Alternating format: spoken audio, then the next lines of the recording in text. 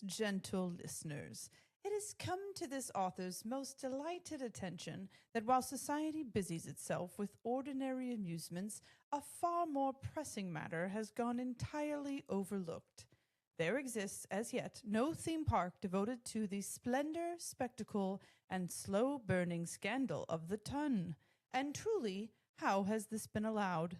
Today we shall boldly imagine what the world so desperately lacks: a fully realized, wildly indulgent, faintly improper theme park inspired by the lavish world of Bridgerton. From sweeping garden promenades to orchestrated pop string quartets echoing through the grand facades, we will design in scandalous detail the park that should be. If you find yourself living for these dispatches from the most magical and occasionally dramatic corners of our realm, do consider following or subscribing. A well-informed, gentle listener is never caught unawares. Now then, shall we?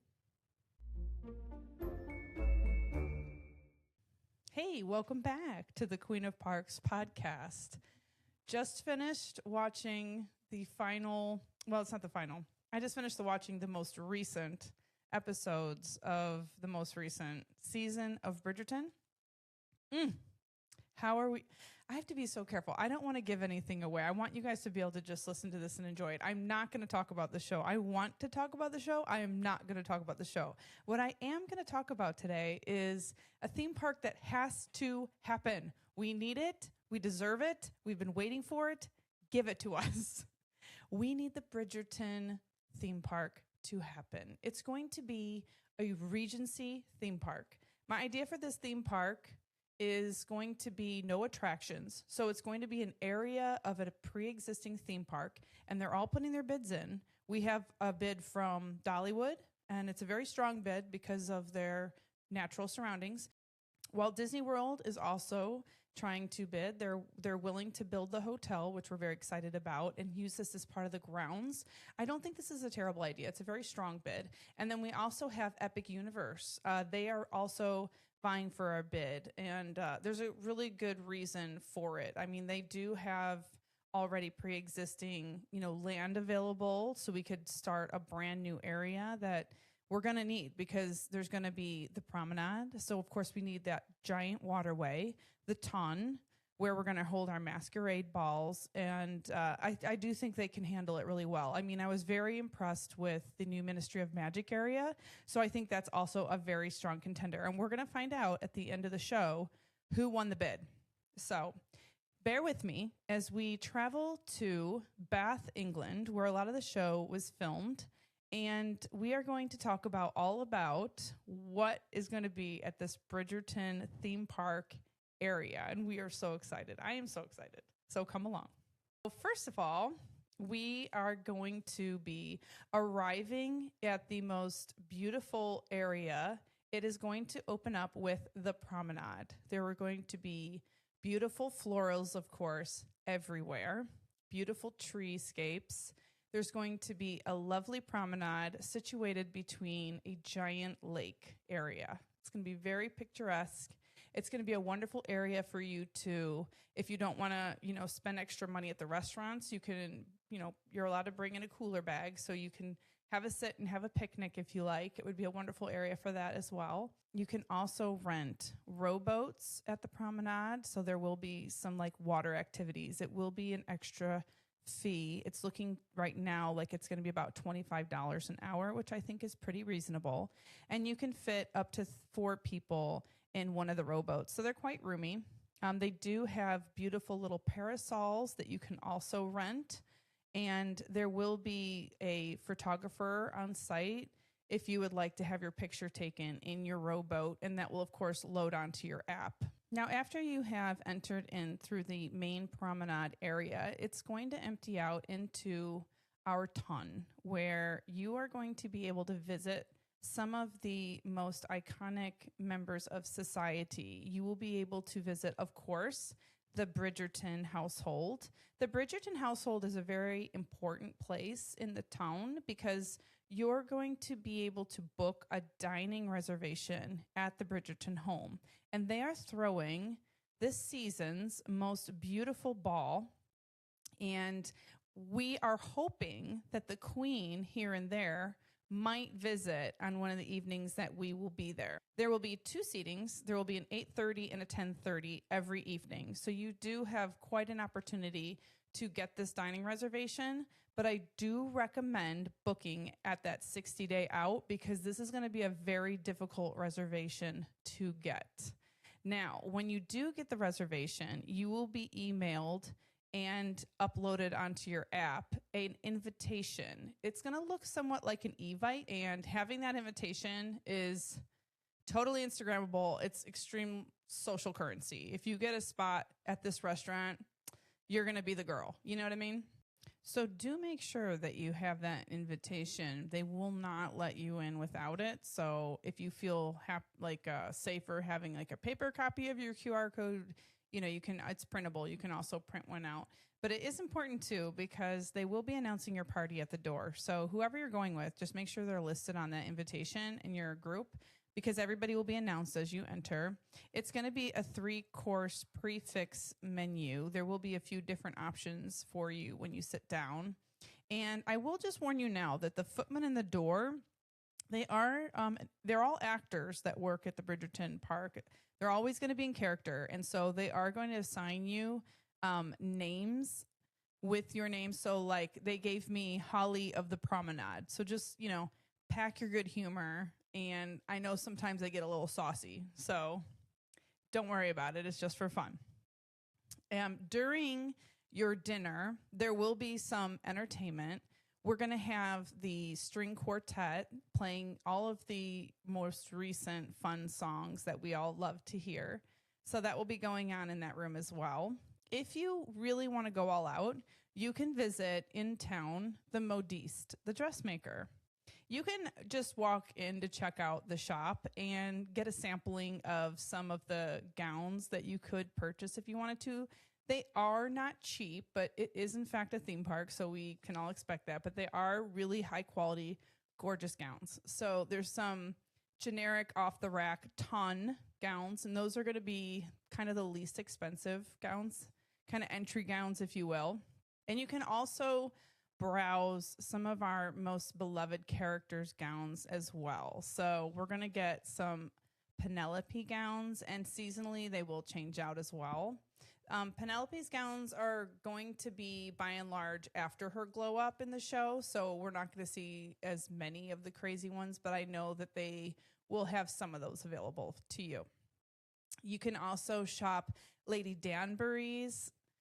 So if you like more of that tailored look, you can get some of her really amazing pieces that she's worn, as well as Queen Charlotte, of course. So if you're wanting to show up like royalty, there will be some of those available. Now, those ones are obviously going to be a lot more expensive because there's a lot more to those gowns.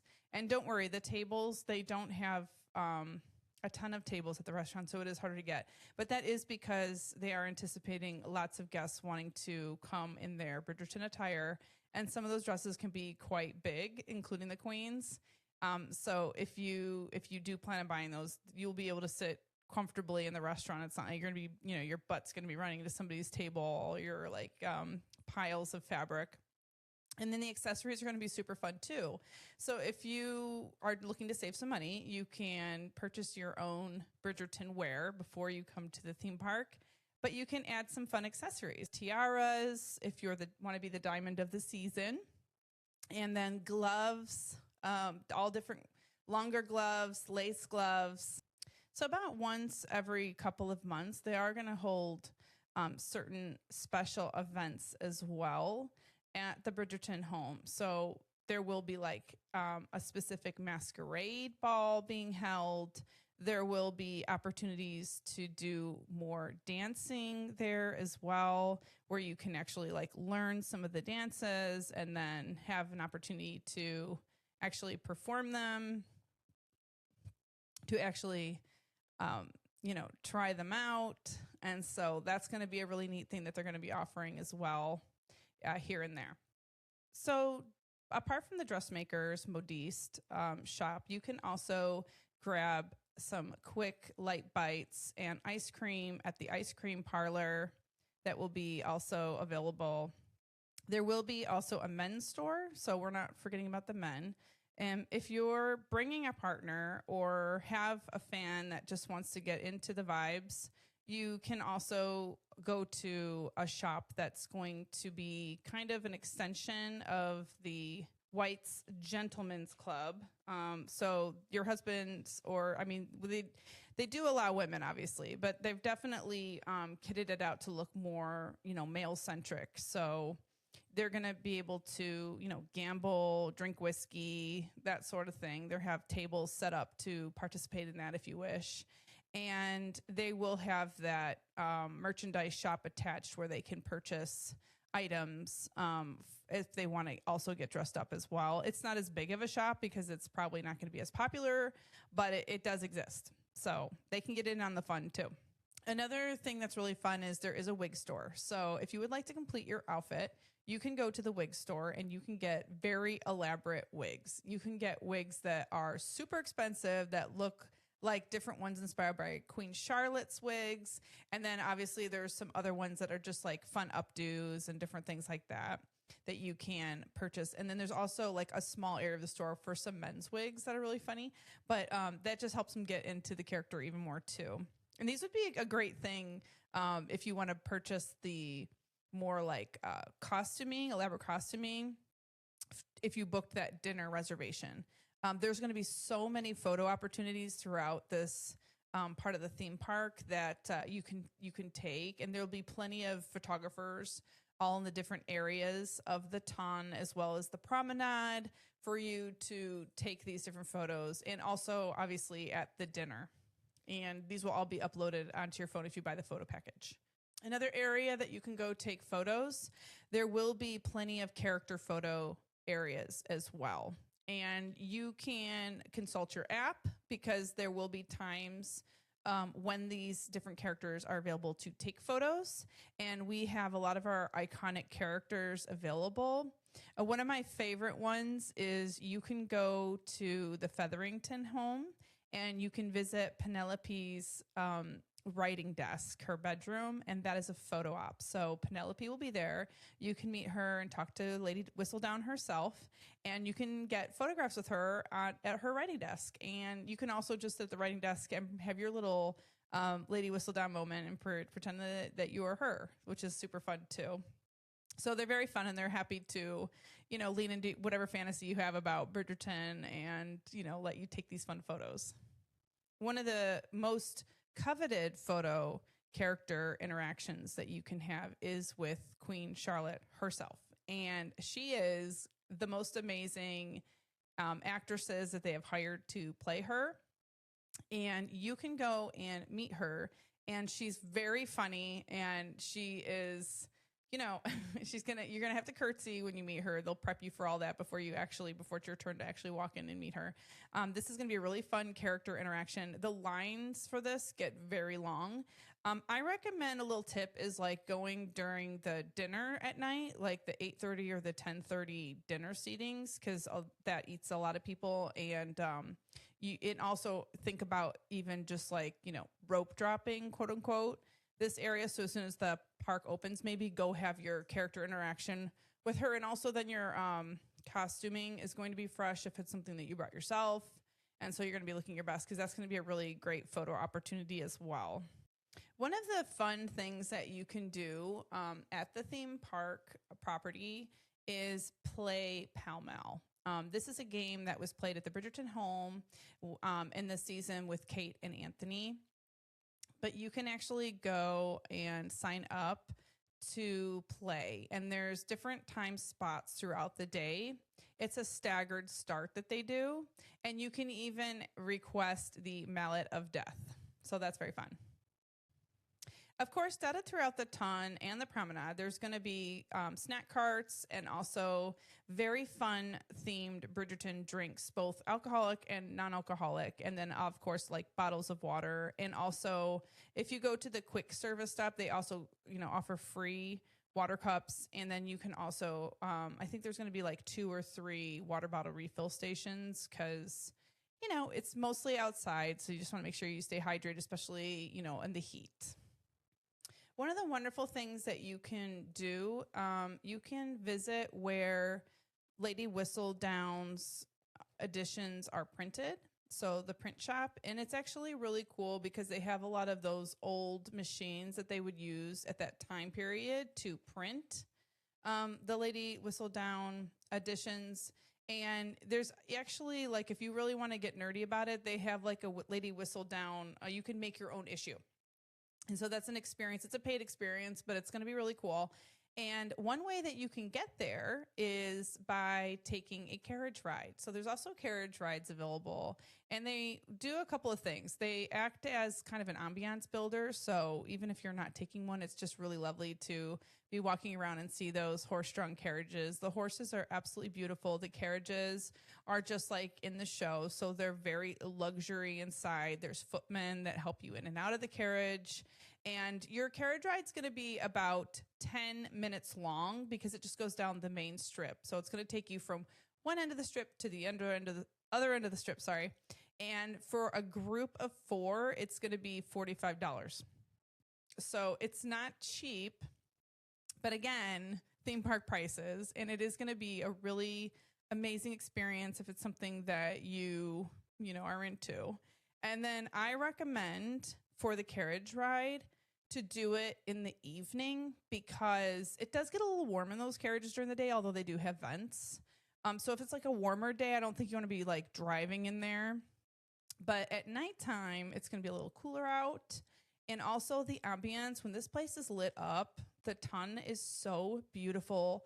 All of the homes are absolutely gorgeous, and I just highly recommend. Now, one of the really cool things about this, and I mentioned it before a little bit, is everywhere throughout Bridgerton area Regency Park, there is going to be paid, hired actors. They're really going to add to the ambiance. There's going to be different kinds of street performances. There's going to be gossipers walking around the promenade and through town.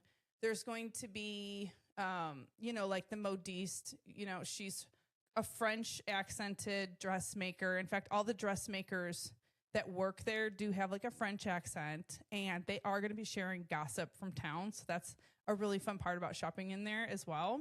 And everywhere that you kind of go throughout this land, you're going to notice that.